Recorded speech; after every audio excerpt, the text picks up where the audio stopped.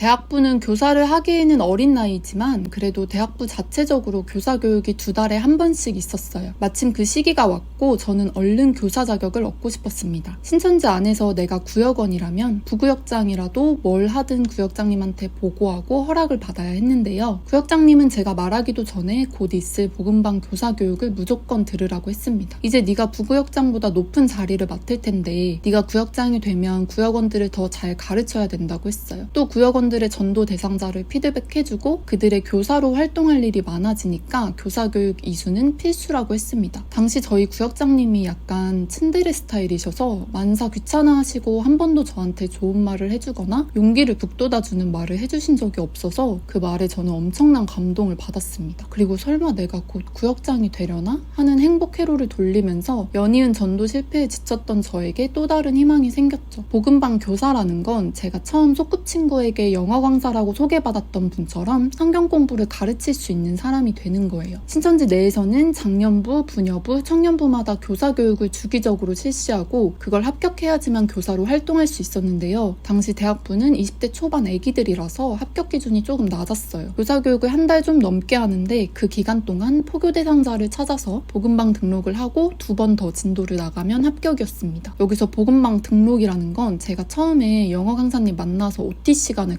가졌었잖아요. 그 시간을 완수하면 복음방 등록을 할 수 있게 되고 그러면 이제 제가 성경 공부를 가르치는 사람의 정보가 싸그리 복음방 등록 명단에 올라갑니다. 신천지에서는 현재 복음방 등록을 한 사람들의 명단이 실시간으로 업데이트되고 그 사람들의 정보와 주 몇 회 성경 공부를 하기로 했는지 어떤 내용으로 진행되었고 언제 센터를 보낼 예정인지 다 엑셀표로 정리되어 있었어요. 저는 복음방 등록은 어찌저찌 할 수 있겠지만 그 후에 진도를 2번이나 더 나가야 교사 자격을 얻을 수 있다는 말에 부담이 컸어요. 제 구역장님은 저를 응원해주기 위해서 자기는 한 번에 합격했고 심지어 교사로 센터까지 등록했다는 썰을 말해줬어요. 그 얘기를 들으면서 저는 처음으로 우리 구역장님이 대단해 보였습니다. 하지만 전혀 응원은 되지 않았죠. 저는 오히려 주변에 연속으로 떨어진 사람이나 3번, 4번 떨어진 장수생들을 찾아서 조언을 들었습니다. 근데 그들은 하나같이 왜 떨어졌는지 알 것 같았어요. 사람을 외모나 목소리로 판단하면 안 되지만 다들 교사 활동을 하기엔 얼굴이 너무나 앳돼 보였고 보통 대학부는 나이가 어려서 무시당하지 않기 위해 자기 나이에서 기본 5살은 속이는데 전부 다 그 나이보다 훨씬 어려 보이고 입을 열면 목소리 때문에 더 어려 보였어요. 한마디로 신뢰가 가지 않았습니다. 저는 그래서 교사 교육이 시작되기 전날에 21살보다 더 성숙해 보이도록 긴 머리를 단발로 자르고 일부러 평소보다 목소리를 낮게 까는 연습도 했어요. 그렇게 교사 교육 날이 되었고 저희를 가르치시는 분은 교관님으로 불렸는데 굉장히 깐깐해 보이셨습니다. 교사 교육을 듣기 위해서 모인 사람들만 50명 정도 됐는데 교관님은 저희 보고 이 교육의 지각을 한 번 하면 경고고 한 번이라도 빠지면 자동 탈락이라면서 여기 온 사람 중에 출석 시간조차 지키지 못할 거면 지금 당장 짐을 챙겨서 나가라고 으름장을 놓았어요. 저희는 서로 눈치를 보면서 긴장했죠. 그래서 저는 정시보다 일찍 와서 앞자리에 앉아야겠다고 다짐했습니다. 그리고 나면 교관님은 저희한테 교환을 나눠주셨는데요. 교환이라는 건 성경 공부를 어떤 주제의 내용으로 가르칠지 어떤 순서로 가르쳐야 효율적일지 정리해 놓은 내용인데요. 그걸 받으면서 저는 무슨 마법의 무기라도 받은 양 든든했습니다. 일단 첫 시간에는 자기 컨셉과 나이부터 정하라고 했어요. 저는 평소에 도형이나 애니어그램 풀이를 잘할 수 있어서 심리 상담 가면서 동시에 교회에서 간사를 맡은 사람으로 정했어요. 지금은 MBTI가 유행이지만 그때 당시 신천지 안에서는 애니어그램이랑 도형풀이라는 게 유행이었어서 일반 신도들도 기본적으로 해석할 수 있을 정도였어요. 그래서 나중에 애니어그램이라는 도구로 누가 접근하거나 언급하면 신천지라는 소문이 퍼져서 이후 애니어그램은 신천지에서 없어졌어요. 무튼 저는 평소에 그런 심리 테스트나 성격 유형 검사를 좋아해서 흥미롭게 배웠고 꼼꼼하게 풀이할 수 있었습니다. 지금은 세상의 모든 심리 상담사분들께 죄송해요. 신천지 때문에 많은 피해를 보셨을 것 같아서요. 근데 보통은 위에서 그런 컨셉으로 잡으라고 시킵니다. 그리고 이제 나이를 정하는데 저는 20대 후반. 제 나이에서 5살을 더한 26살로 정했죠. 저는 어릴 때부터 사갔다는 얘기를 많이 들어서 어쩔 때는 29살이라고 말해도 무리는 없었어요.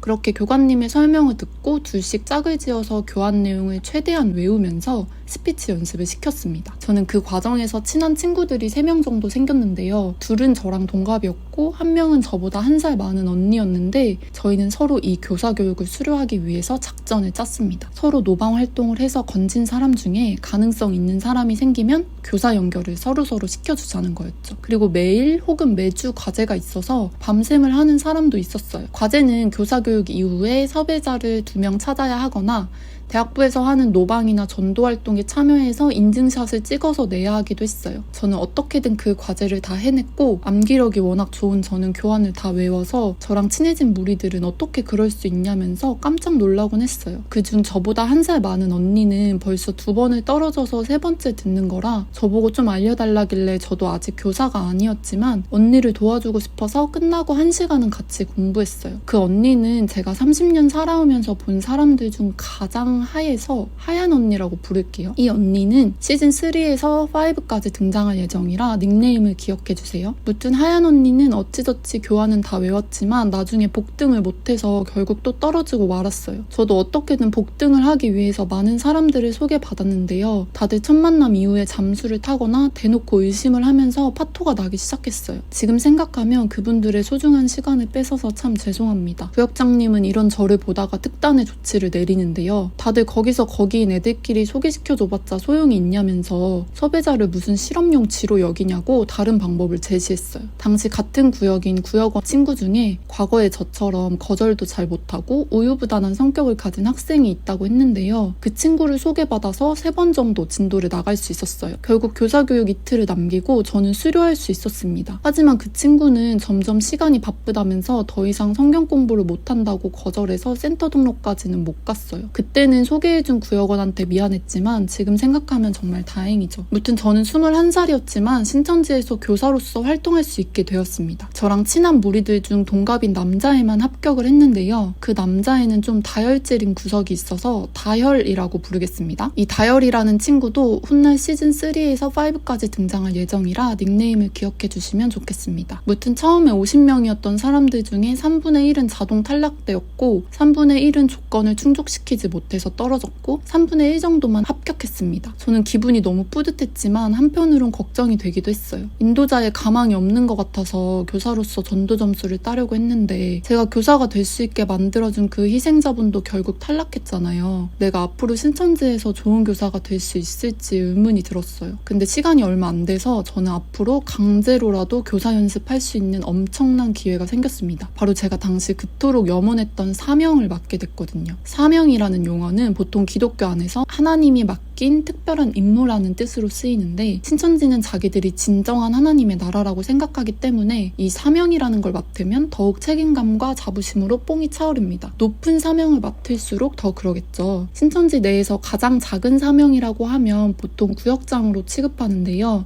과연 신천지에서 제가 맡은 첫 사명은 무엇이었을지 다음 에피소드에서 자세히 말씀드리겠습니다. 시청해주셔서 감사합니다.